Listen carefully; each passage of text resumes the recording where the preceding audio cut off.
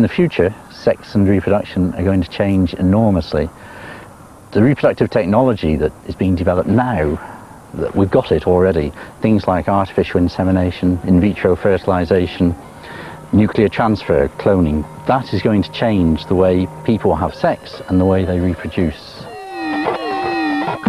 Essentially, sex and reproduction are going to separate. Sex is no longer going to lead to reproduction for the majority of people. And in the future, sex is going to become almost entirely recreational, and reproduction is going to become almost entirely clinical.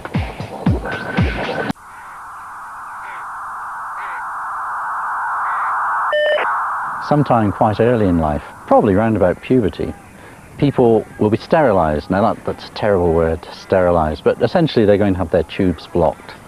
At the same time, they're going to put their sperm and their eggs into cold storage, and that's how reproduction will be. And I can see this happening by about 2030.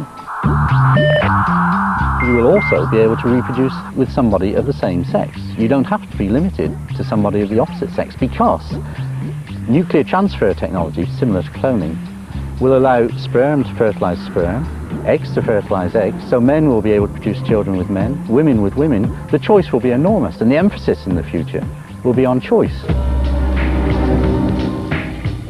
Give it 20, 30 years, people will be reproducing by cloning, by making clones, maybe of themselves, maybe of somebody else.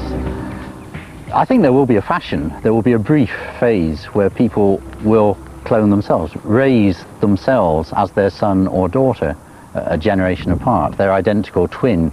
As soon as you start having embryos outside of the body in a petri dish, you can screen them for genetic diseases, things like cystic fibrosis, so that no children will be born with all of these horrible genetic diseases that so many have had to suffer in the past. There are a lot of benefits to it.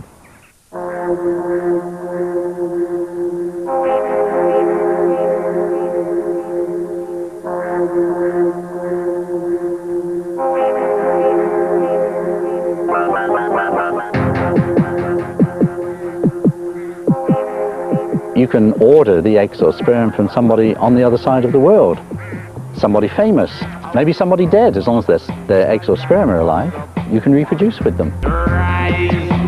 And there are more predictions at 10 to 9 tomorrow.